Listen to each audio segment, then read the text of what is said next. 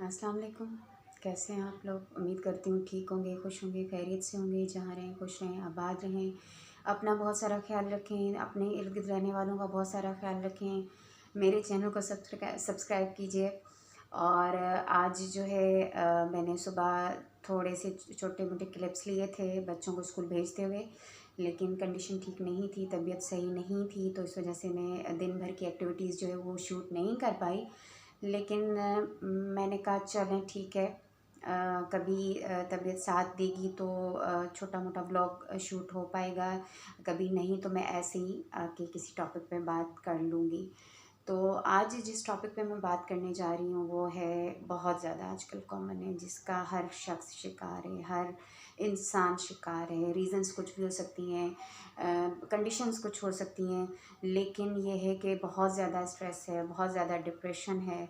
और ख़ासकर married life में, रिलेशनशिप्स में बहुत ज़्यादा ज़्यादतियाँ हो रही हैं, बहुत ज़्यादा मतलब आप इर्द गिर्द अगर आप देख लें तो आपको अंदाज़ा होगा कि जो ख़वातीन हैं वो कितना सह रही हैं, कितना सब्र कर रही हैं, कितना बर्दाश्त कर रही हैं, और उसकी कोई लिमिट नहीं है, उसकी कोई हद नहीं है। वजह ये है कि उनको उनको ये कहा जाता है कि तुम जिस घर में ब्याह के जा रही हो बस वो तुम्हारा घर है। उससे ये नहीं कहा जाता कि जिसके साथ तुम्हारी शादी हो रही है वो अगर इंसान निकलता है तो सारी ज़िंदगी तुमने उसके साथ गुजारनी है, और अगर वो हैवान निकलता है, अगर वो जानवर निकलता है तो तुम्हारे लिए इस घर के दरवाज़े खुले हैं, तुम जब दिल चाहे उसको छोड़ के हमारे पास वापस आ जाना। हमारे यहाँ ये नहीं कहा जाता। हमारे यहाँ ये कहा जाता है तुम ना मरना, तुम्हारा जीना, वो घर है, वो इंसान है, तुम्हें तुम्हारी लाश आनी चाहिए, और ये और वो, यही चीज़ें जहन में रखते हुए फिर ज़ाहिर है रिलेशनशिप में जब आप आ जाते हो, जब आपकी शादी हो जाती है तो फिर आपके ज़ाहिर सी बात है आपकी फैमिली बनती है, आपके बच्चे बनते हैं, बच्चे हो जाते हैं, तो फिर उसके बाद आप ये चीज़ें और स्ट्रॉन्ग हो जाती हैं एक फ़ीमेल के लिए कि नहीं, घर बचाना है। लेकिन घर बचाने के लिए आप कितना सब्र करोगी, कितना बर्दाश्त करोगी? उसकी कोई हद तो मुकर्रर होनी चाहिए ना, उसकी कोई लिमिट तो होनी चाहिए ना, या नहीं? आप नॉन स्टॉप जो है आप अब्यूज़ हो रहे हो, आप बेइज्जत हो रहे हो, आप ज़लील हो रहे हो, आपको जो है तशद्दुद का निशाना बनाया जा रहा है, और इसके बावजूद आप ये कहो कि नहीं सब्र करना है, बर्दाश्त करना है। तो शादी इंसान किस लिए करता है? सुकून के लिए, इज़्ज़त के लिए, मोहब्बत के लिए कि सामने वाला आपको इज़्ज़त दे, आपको रिस्पेक्ट दे, अपने दिल में, अपने फैमिली के सामने, दूसरों के सामने आपकी ज़िंदगी पुरसुकून हो जाए। इसीलिए बंदा शादी करता है ना। लेकिन अगर शादी करने के बाद आपको जो है आपकी आपको आपको इज़्ज़त ना मिले, आपको मोहब्बत ना मिले, आपको मान ना मिले, आप ज़लील हों, आप बेइज़्ज़त हों, आप जो है आप पर तशद्दुद किया जाए, आपको जो है बुरा बनाया जाए, तो फिर उसके बाद आप कितना उसके बाद क्या लिमिट होगी सब्र की? उसके बाद क्या लिमिट होगी बर्दाश्त की? कोई लिमिट है? होनी चाहिए ना। और मैं जहाँ तक मेरी अंडरस्टैंडिंग है, जहाँ तक मैं समझती हूँ, जो मैं सोचती हूँ वो ये है कि रिलेशनशिप्स अगर ख़राब होते हैं किसी भी वजह से, तो उसमें अगर दोनों की तरफ से थोड़ा बहुत भी धक्का दिया जाए दोनों साइड से तो गाड़ी चल सकती है। लेकिन अगर एक ही बंदा नॉन स्टॉप गाड़ी चलाना चाहे और दूसरा उसको उस गाड़ी को चलने में सपोर्ट ना करे तो गाड़ी नहीं चल सकती। तो वही बात कहूँगी कि कितनी लिमिट, कितनी हद।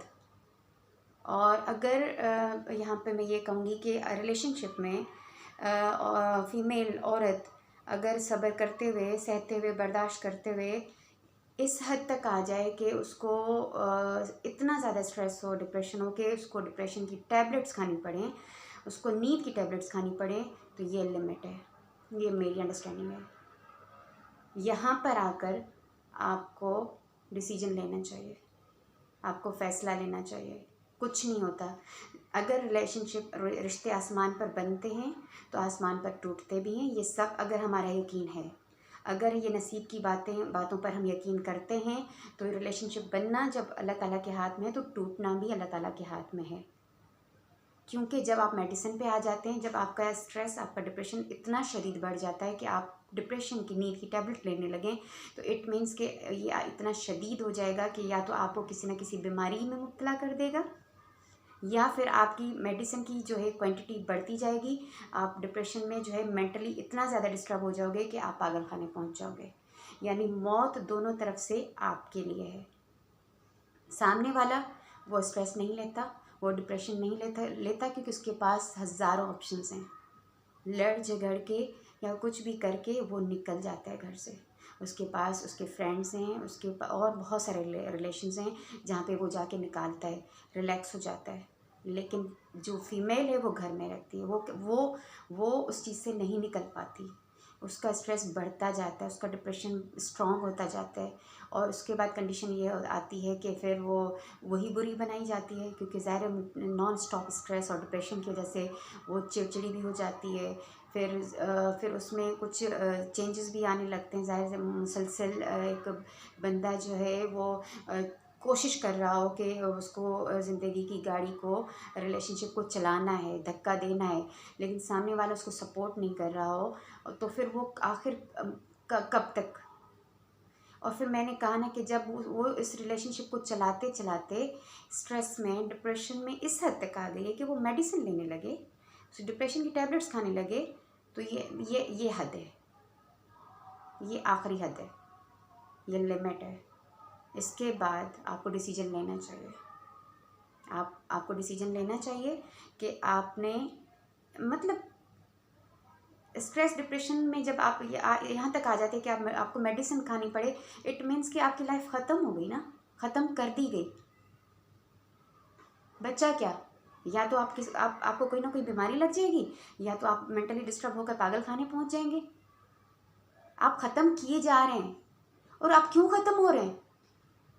जब आपने कोशिश कर ली, आपने आखिरी हद तक कोशिश की, आपने सब्र किया, बर्दाश्त किया, और बात लिमिट तक आ गई, बात हद तक आ गई, तो इसके अलावा आपके पास क्यों मरना चाहेंगे आप?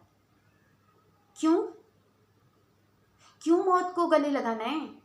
सिर्फ इस वजह से कि ये रिलेशनशिप कायम रहे, बाकी रहे। बेशक आप मौत के मुंह में चले जाएं, लेकिन रिलेशनशिप कायम रहे। क्यों? ज़िंदगी से बढ़कर कुछ भी नहीं है। ज़िंदगी एक बार मिलती है, एक ही बार ज़िंदगी मिलती है, और अगर आपकी शादी हो गई है, आपका रिलेशनशिप अच्छा नहीं चला, स्ट्रांग नहीं हुआ, आपके साथ ज़्यादतियाँ पे ज़्यादतियाँ की गई, और उसको बचाते बचाते, उसको चलाते चलाते, निभाते निभाते आप स्ट्रेस और डिप्रेशन के इस लेवल पर हैं कि आपको मेडिसिन खानी पड़ रही है, फिर भी आप इस रिलेशनशिप को बचाना चाहती हैं, तो आप गलत कर रही हैं। हम गलत करते हैं।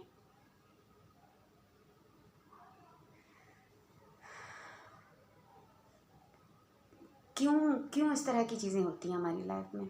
क्यों नहीं कहा जाता कि नहीं, अगर तुम इस रिलेशनशिप से खुश नहीं हो, तुमने बहुत सर्वाइव किया, तुमने बहुत सब्र किया, तुमने बहुत बर्दाश्त किया, आखिरी लिमिट तक, आखिरी हद तक किया। अब अगर बंदा तुम्हें नहीं समझ रहा, तुम्हें अंडरस्टैंड नहीं कर रहा, तुम्हें रिस्पेक्ट नहीं दे रहा, तुम्हें मान नहीं दे रहा, उसके दिल में तुम्हारे लिए जगह नहीं है, तो तुम उसको छोड़ दो। छोड़ने की बात क्यों नहीं की जाती? मतलब ऐसा रिलेशनशिप जो आपको मेंटली इतना डिस्टर्ब कर दे कि आप डिप्रेशन की आखिरी हद तक चले जाओ, लेकिन फिर भी उस रिलेशनशिप में रहना है, फिर भी उस रिलेशनशिप को बरकरार रखना है। किस लिए? जो आपको अंदर से खा रहा है, आपको मार रहा है, आपको कब्र में धकेल रहा है, आपको मौत के मुंह में लेके जा रहा है, फिर भी इसी रिलेशनशिप में रहना है? नहीं रहना चाहिए। सोचिएगा इस चीज़ के ऊपर। अपना और अपने इर्द गिर्द रहने वालों का ढेर सारा ख्याल रखिएगा, दुआ में याद रखिएगा। Thank you so much. Allah हाफिज़। आने वाली है सावधान, मम्मा आ गई।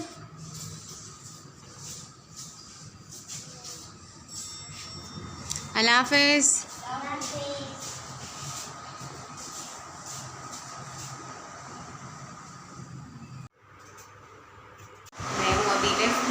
आज जा रही हूँ ऑफिस। 1 हफ्ते बाद कुछ तबीयत बेहतर हुई है अल्हम्दुलिल्लाह, और बहुत ज़्यादा एग्जॉस्ट हो गई थी घर पे रह रह के। बच्चे स्कूल चले जाते हैं तो फिर पीछे वक्त गुजारना बहुत मुश्किल हो जाता है, और फिर मुझे, मैं खुद को मरीज़ा नहीं बनाना चाहती, पेशेंट नहीं बनाना चाहती, इसलिए अभी जाऊँगी, अपनी कुलीग से मिलूँगी, थोड़ा बहुत अच्छा फील होगा इंशाल्लाह। फिर जब शाम को वापस आऊँगी तो बाकी की रूटीन आपसे शेयर करेंगे। अच्छा, ये मेरा हमेशा मैं ऊपर से नीचे का व्यू दिखाती हूँ।